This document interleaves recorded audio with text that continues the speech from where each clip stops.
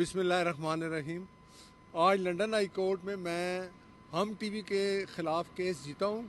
انہوں نے میرے خلاف الزامات لگائے تھے کہ ناصر بٹ اس وقت کی جو منسٹر تھی فردوس عاشق امان، اور جو ٹی وی اینکر ہم ٹی وی میں بیٹھے ہوئے تھے، ایک مالک صاحب تھے، ایک عارف حمید بٹی صاحب تھے، اور ایک کاشف عباسی صاحب تھے۔ وہ بڑے دعوے کر رہے تھے کہ ناصر بٹ جس نے ویڈیو بنائی ہے وہ کریڈیبل آدمی نہیں ہے، وہ قاتل ہے، وہ اشتہاری ہے، وہ ڈرگ مافیا کا سرغنہ ہے۔ جو کچھ ان سے کہا ان کے ذہن میں ہے وہ کہتے رہے۔ اور یہاں یو کے میں جن ٹی وی چینل پہ چلا، اس میں ایک ہم ٹی وی بھی تھا جس پہ یہ سارا کچھ چلا۔ ان کو لے کے میں کورٹ میں آیا۔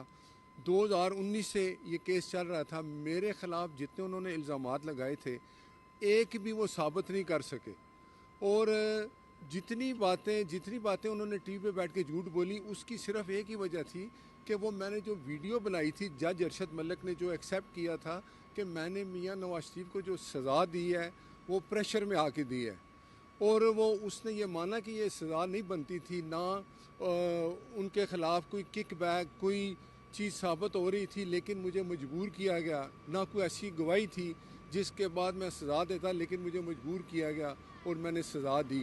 وہ ویڈیو جب چلی، مریم صاحبہ نے پریس کانفرنس ہوئی، تو اس کے بعد ٹی وی پہ آ کے جس طرح چینل پہ لوگوں نے آپ کو بتایا یہ عام ٹی وی والوں نے جو کچھ کیا وہ سارا جھوٹ ثابت ہوا، اور 3 سال سے وہ کوئی پروف نہیں دے سکے۔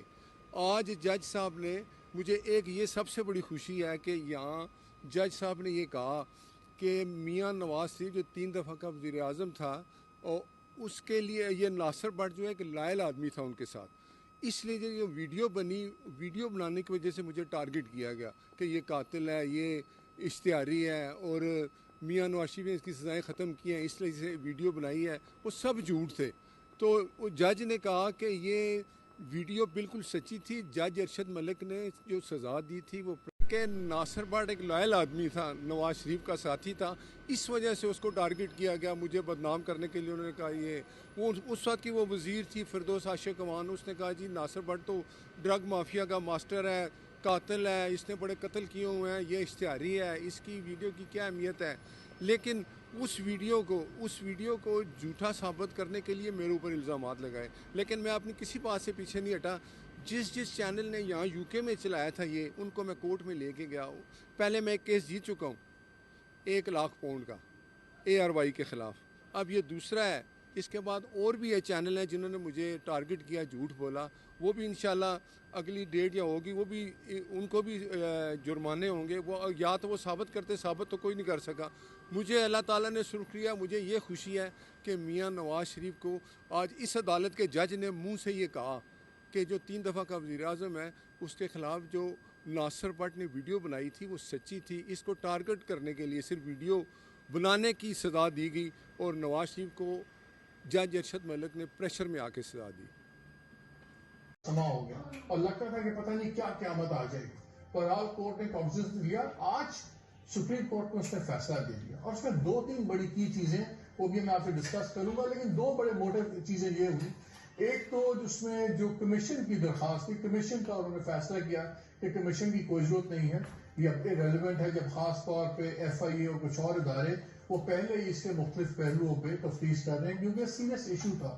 اپیل ابھی پینڈنگ تھی ہائی کورٹ کے اندر، اور جب یہ چلا گیا تمام واقعہ ہوا، تو پھر اس کا یہ بھی زاویہ دیکھا گیا کہ کیا یہ شریف فیملی نے بلیک میل کرنے کی کوشش کی ہے جج کو، کیا شریف فیملی نے اثر انداز ہونے کی کوشش کی ہے۔ جو ہائی کورٹ میں اپیل ہے تو obstruction of justice، blackmail, cyber crime, یہ تمام سوالات اٹھ گئے، لیکن خیال تھا کہ شاید بہت بڑا اس کا فائدہ ہوگا۔ آج کورٹ نے 2 بڑی انٹرسٹنگ مین باتیں کی۔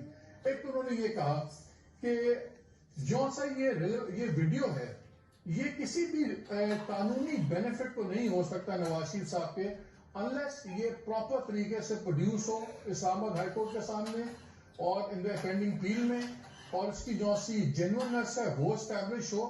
پھر اگر یہ پرووڈ ہوگا کہ ان اکارڈنس ود دا لا ہے، تو پھر اس کے لیے اس کورٹ کے پاس حق ہے کہ اس کو ایویڈنس ٹریٹ کرے یا نہ کرے۔ لیکن اسی فیصلے میں عدالت نے بڑی ڈیٹیل میں وہ کنڈیشنز بھی دے دی ہیں کہ کہ جو پری کوالیفیکیشن ہے کہ کس طرح پراپر پروڈکشن سمجھی جائے گی, کس طرح اس کو جینوئن سمجھا جائے گا, اور وہ تو لگتا ہے کہ وہ امپاسبل ہے. کیونکہ اس کی ایک شرط میں آپ سے بتا دیتا ہوں, وہ یہ ہے کہ جس بندے نے ویڈیو بنائی, جس بندے نے ریکارڈ کی, وہ خود آ کے اس کو پیش کرے, اون کرے, اور اس کی تمام چیزیں شیئر کرے کورٹ سے. اور وہ جو ناصر بٹ صاحب ہیں, وہ آپ کو پتا ہے وہ ویسی بدنام زمانہ ہے, وہ بھاگے ہیں. لیکن اب لیگل اس کے ایشوز کیا ہوں گے, اور اس کے کیا شریف فیملی کے لیے فوائد تو ہمیں کوئی نظر نہیں آ رہے, اس کی کیا سیریسنس بڑھے گی. اس کے علاوہ جو یہ بات میں انٹرسٹنگلی جو مریم کا بیانات آ رہے ہیں, جو انہوں نے جواب میں انویسٹیگیشن میں کہا, تو انہوں نے اپنے آپ کو ڈسٹنس کرنے کی کوشش کی. انہوں نے کہا میرے کو تعلق نہیں ہے, میں نے تو دیکھی نہیں تھی ویڈیو, اور انہوں نے سارا ناصر بٹ پہ ڈال دیا, جو پہلے ہی وہ لندن بھاگ گئے ہیں انگلینڈ میں. اور کچھ اسی طرح کی باتیں جب انہیں شہباز صاحب سے پوچھا گیا, انہوں نے کہا مجھے نہیں پتا, مریم کو پتا ہے. کلیئرلی ان کو نظر آ رہا ہے کہ اس کی لیگل کانسیکوینسز ہیں. جہاں تک ایڈمیسیبلٹی کی ہے, کورٹ نے جو کنڈیشنز دی ہوئی ہیں وہ تو بڑی اسٹرکٹ ہے, اس کو تو ہونا نہیں کہ پہلے اوتھینٹسٹی ہو, وہ تب ہو. لیکن دو شرائط بڑی انٹرسٹنگ ہیں. ایک تو جس میں نے پہلے بتایا کہ وہ بندہ جس نے بنایا ہے, he has to be produced, اور دوسرا the person recording the conversation must produce the audio tape اور video himself. تو وہ تو ناصر بٹ نے آنا نہیں. کیا یہ اب بہت ان کے گلے پڑنے کا خطرہ ہے کہ بلیک میل آ جائے گا, obstruction of justice, اس کی بھی سنا 7 سے 10 سال تک سزا بھی ہے. اس میں اگر آپ دیکھیں اچھا نور واحد نگا تو دوسرا شخص آیا, سر جو آپ کے پاس ہو کے گیا نا, یہ اس سے بڑا جھوٹا آدمی ہے. انہوں نے کہا مجھے بھی جھوٹا ہی لگتا ہے.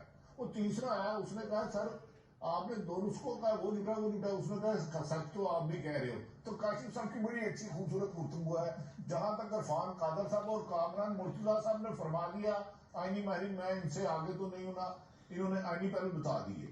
میں گزارش کرتا ہوں, یہ 6 دن پہلے سے پریس ویڈیو مریم صاحبہ کے پاس تھی. یہ تاثر بیس لیس ہے, جھوٹا ہے, غلط ہے کہ ان میں بیٹھے سابق وزیر اعلیٰ اور وزیر اعلیٰ نے نہیں دیکھا, چند عالمی ماہرین نے دیکھا, 2-3 صحافیوں نے دیکھا, اور ویڈیو کی پریس کانفرنس نشر ہونے سے پہلے کچھ کاپیاں بیرون ممالک جا چکی تھی.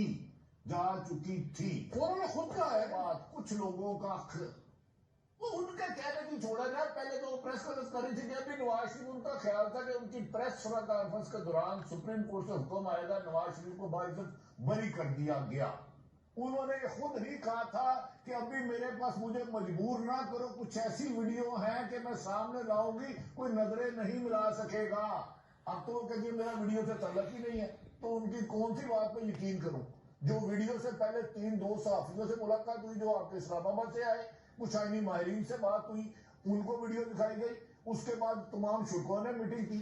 انبلیویبل. آپ سمجھتے ہیں سابق وزیر اعظم شاہد حقان عباسی, محترم شہباز شریف صاحب اتنے بھولے اور معصوم ہیں کہ وہ مریم کے کہنے پہ بغیر ویڈیو دیکھے آ کے بیٹھ گئے, اور ان کے سامنے وہ سارے بیانات دے رہی ہیں کہ میں ایسے انکشافات کروں گی, مجھے مجبور نہ کروں.